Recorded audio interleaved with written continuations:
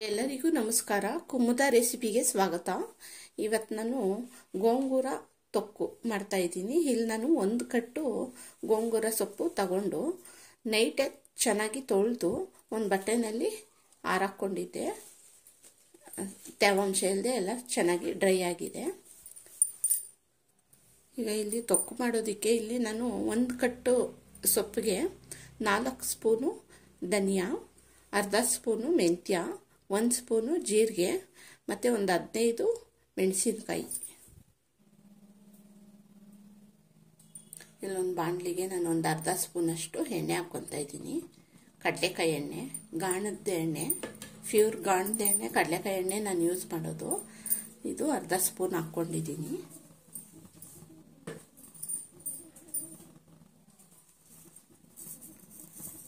ಮೆಂತ್ಯ ಒಂದು ಅರ್ಧ ಸ್ಪೂನು,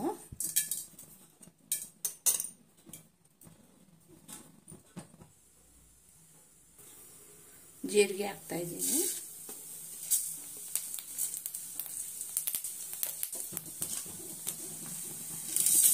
ಧನಿಯಾ,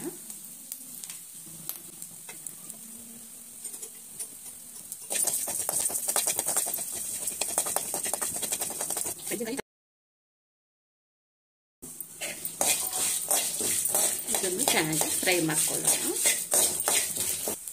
ಚೆನ್ನಾಗಿ ಫ್ರೈ ಆಗಿದೆ. ಒಂದು ಪ್ಲೇಟ್ಗೆ ಇದನ್ನ ತೆಗೆದು ಇಟ್ಕೊತೀನಿ. ತಣ್ಣಗಾದ್ಮೇಲೆ ಇದನ್ನ ಪುಡಿ ಮಾಡ್ಕೋಬೇಕು. ಈ ಥರ ಒಂದು ಪ್ಲೇಟ್ಗೆ ತೆಗೆದಿಟ್ಕೊಂಡಿದ್ದೀನಿ. ಇದು ತಣ್ಣಗಾದ್ಮೇಲೆ ಮಿಕ್ಸಿ ಜಾರ್ಗೆ ಹಾಕಿ ನುಣ್ಣಗೆ ಪೌಡ್ರ್ ಮಾಡ್ಕೊಳ್ಳೋಣ. ಈಗ ಇದೇ ಬಾಣಲಿಗೆ ನಾನು ಎಣ್ಣೆ ಹಾಕ್ತಾ ಇದ್ದೀನಿ, 1-2 ಸ್ಪೂನ್ ಅಷ್ಟು.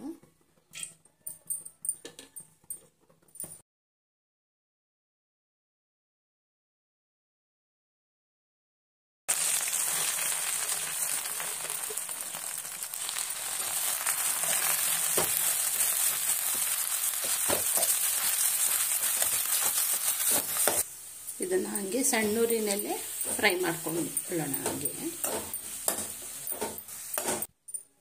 ಇದನ್ನು ನುಣ್ಣಗೆ ಪೌಡ್ರ್ ಮಾಡ್ಕೊಳ್ಳೋಣ. ಈಗ ಇದ್ರೊಟ್ಟಿಗೆ ನಾನು 1 ಗಡ್ಡೆ ಬೆಳ್ಳುಳ್ಳಿನ ಹಾಕ್ತಾ ಇದ್ದೀನಿ.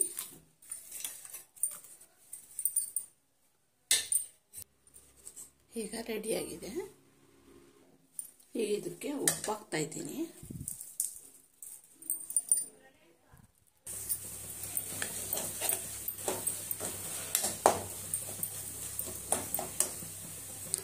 ಈಗ ರುಬ್ಕೊಂಡಿರೋಂಥ ಮಸಾಲೆನ ಹಾಕ್ತಾ ಇದ್ದೀನಿ.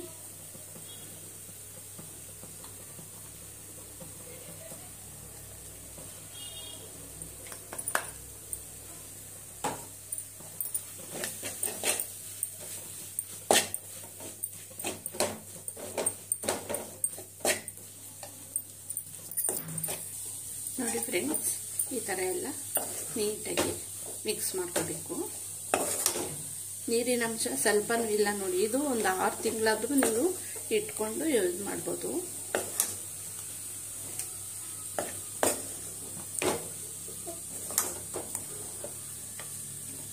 ಇದಕ್ಕೆ ಒಗ್ಗರಣೆ ಬೇಕಾದರೂ ನೀವು ಹಾಕ್ಕೋಬೋದು, ಅವಶ್ಯಕತೆ ಇಲ್ಲ. ಬೇಕು ಅನ್ನೋರು ಒಗ್ಗರಣೆನೂ ಹಾಕ್ಕೋಬೋದು.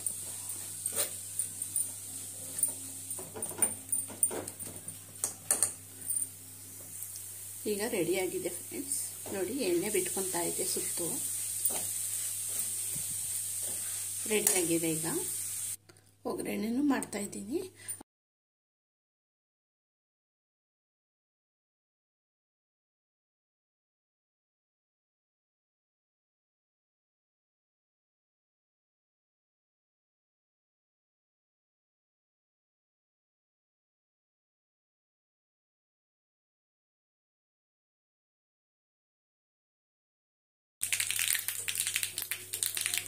ಮೆಣಸಿನಕಾಯಿ, ಸ್ವಲ್ಪ ಇಂಗು,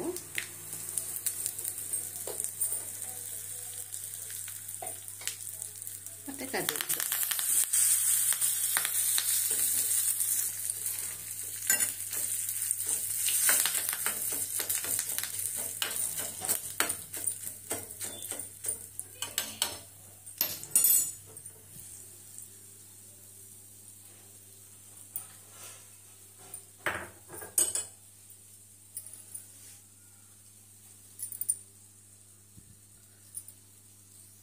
ಗೋಂಗೂರ ಪಚ್ಚಡಿ ರೆಡಿಯಾಗಿದೆ.